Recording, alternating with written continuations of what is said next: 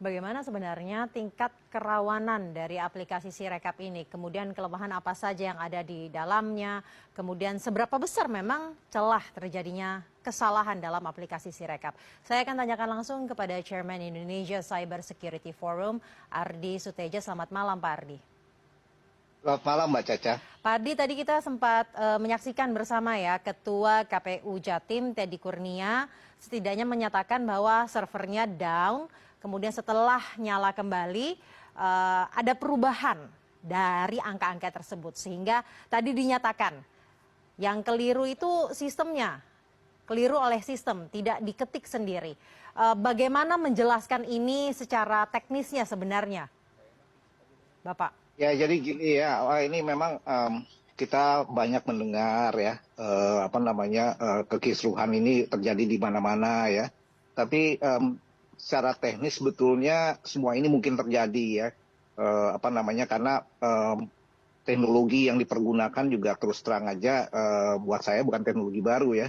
Kalau tadi sempat disinggung masalah teknologi optical character recognition, itu OCR itu kan dari zaman saya ikut masuk kuliah dulu ya, ikut proyek perintis itu udah ada gitu. Jadi waktu kita ujian itu pakai pensil 2B itu di bulat-bulat, itu udah ada teknologi. Jadi bukan sesuatu yang baru gitu. Jadi dan kedua juga ada satu hal yang kita lupa ya. Kita sejak era digital ini kan lebih banyak menggunakan komputer ya, laptop ya, handphone ya. Sudah jarang sekali kita menulis tangan, ya menulis tangan. Nah, saya sendiri kadang-kadang nulis tangan juga bingung, itu tulisan tangan saya udah berbeda dengan zaman dulu gitu.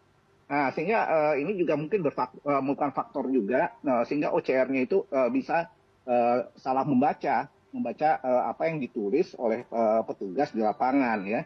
Nah, terkait dengan adanya perbedaan itu memang itu kan sistem yang mengelola hasil penglihatan optikal karakternya. Ini bisa saja terjadi perubahan, artinya bukan sesuatu bagi saya bukan sesuatu yang aneh ya. Ini bisa terjadi, tapi memang kalau memang ini terjadi di semua tempat, nah ini menjadi tanda tanya, artinya ini ada apa? Kalau cuma di beberapa tempat ya, mungkin masih bisa kita lihat dari masalah teknis ya, teknis. Tapi kalau ini terjadi generik hampir di semua daerah, aduh, ini juga menjadi tanda tanya. Saya sebagai seorang yang memang berkecimpung di bidang keamanan digital ya, ini jadi tanda tanya tersendiri. Sehingga apakah saya bisa mengartikan tanda tanya itu ada kemungkinan kesengajaan di dalamnya? Nah, saya nggak mau berandai-andai ya, tapi itu memang ada koridornya tersendiri, yaitu tugasnya Bawaslu untuk melihat. Nah, yang jadi pertanyaan, Bawaslu punya nggak kemampuan, kapabilitas ya, untuk menyelidiki ini secara forensik. Nah, mau nggak mereka melakukan pengaduan kepada Polri untuk masuk, karena yang memiliki kemampuan forensik digital itu ada di Polri. Ini juga jadi pertanyaan, mau nggak masalahnya? Ini kan udah ada kecurigaan-kecurigaan. Nah, sekarang mau nggak? Apa harus menunggu laporan dari kontestan, ya, peserta pemilu untuk masuk, apa bagaimana? Nah, ini juga perlu dilihat dan tidak bisa diasumsikan secara gamblang, tapi memang harus dilakukan audit forensik digital yang lebih komprehensif untuk menelusuri di mana persoalannya, apa benar. Dan semua asumsi-asumsi yang sekarang muncul itu harus dibuktikan. Nggak bisa kita bilang, oh ini ada kecurangan, ini nggak benar. Itu harus dibuktikan secara forensik. Dan ada aturan mainnya ya secara regulasi dan undang-undang, itu kita harus pakai koridor itu. Nggak bisa kita serta-merta menuduh siapa yang bersalah ya. Tapi yang jelas kita juga harus paham yang namanya teknologi ini. Kita ini hanya konsumen. Ya, teknologi ini semua tidak ada yang sempurna ya, kelemahannya pun ada. Sehingga kita juga harus menyadari hal itu. Jadi harus ditelisik lebih dalam bahwa bisa saja bukan masalah sistem down server ini aja ya, Pak ya? Betul, down server tuh banyak sebabnya juga ya. Artinya bisa juga terjadi overload pada data entry ya dalam proses. Kedua juga kita nggak tahu desain arsitekturnya di masing-masing KPU di daerah itu seperti apa. Mereka punya kapasitas pengolahan datanya seperti apa, storage-nya seperti apa, di mana mereka menyimpan data itu kan juga jadi masalah. Karena selama ini tidak pernah ada transparansi yang menjelaskan pada masyarakat semua ini, padahal kita tahu ini namanya KPU daerah, itu kan lembaga publik. Artinya ini menggunakan duit masyarakat, duit dari pajak. Nah, kita berhak tahu dong apa namanya yang namanya transparansi penggunaan teknologi dan siapa yang menggunakannya. Nah, ini jadi masalah. Baik, Pak, tadi dikatakan bahwa setiap aplikasi lah, setiap teknologi tentunya punya kelebihan dan juga kelemahannya masing-masing dan sangat amat tergantung dan bergantung pada pemakainya. Nah, sebenarnya serumit apa sih, Pak, untuk pemakaian teknologi ini? Apakah memang para pemakainya ini harus diberikan pelatihan khusus atau sebenarnya ini cukup mudah untuk dimengerti? Kita kan ada istilah gaul namanya gaptek. Ya, gaptek. Saya juga harus bilang, harus mulai mengatakan saya juga gaptek sebetulnya. Ya.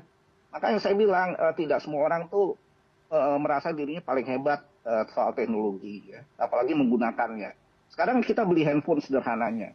Kita beli handphone, ada yang nggak ngajarin kita pakai handphone? Yang jual jelas nggak. Ya. Kita diarahkan untuk belajar sendiri secara mandiri, belajar pakai handphone. Sama juga dengan teknologi yang mengolah pengumpulan suara ini. Sekarang bimbingan teknisnya atau BIMTEK-nya itu berapa lama? Pernah nggak diuji? Apakah mereka orang yang dilatih ini sudah dicek berulang-ulang untuk menggunakan teknologi ini, kecakapannya ya? Itu kan harus ada yang ujian, harus ada diuji. Nggak mungkin orang dikasih komputer dilepas begitu aja ya, jadi liar kan? Ini harus ada pembinaan BIMTEK yang cukup waktunya, harus ada simulasi dan itu simulasi harus dilakukan secara berulang-ulang.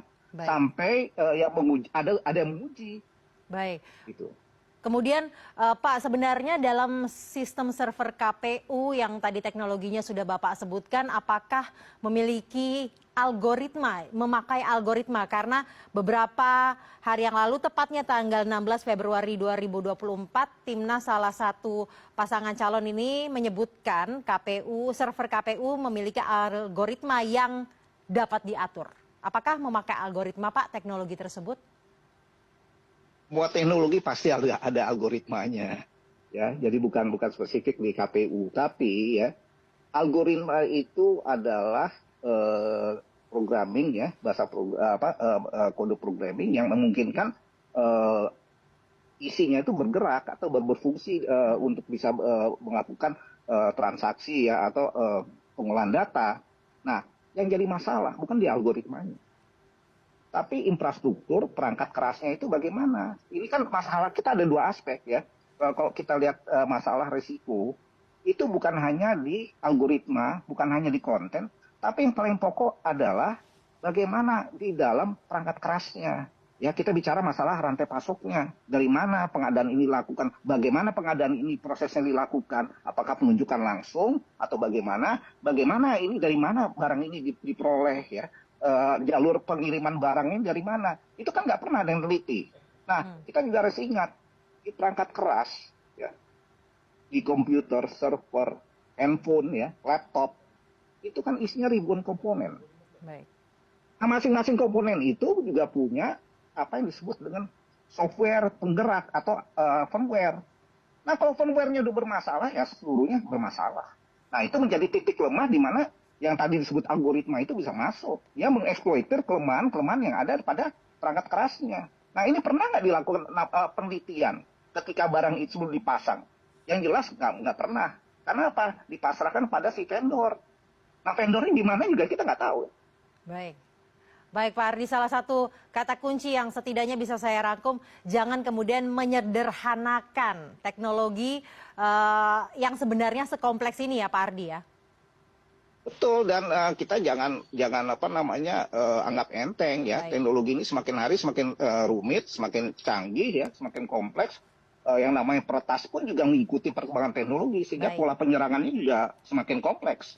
Baik, terima kasih. Semoga ini masih berlangsung. Ada evaluasi-evaluasi yang bisa dilakukan sehingga nanti hasilnya benar-benar bisa jujur dan adil untuk rakyat Indonesia semuanya. Terima kasih Chairman Indonesia Cyber Security Forum Ardi Suteja telah bergabung bersama kami malam hari ini di CNN Indonesia Prime News.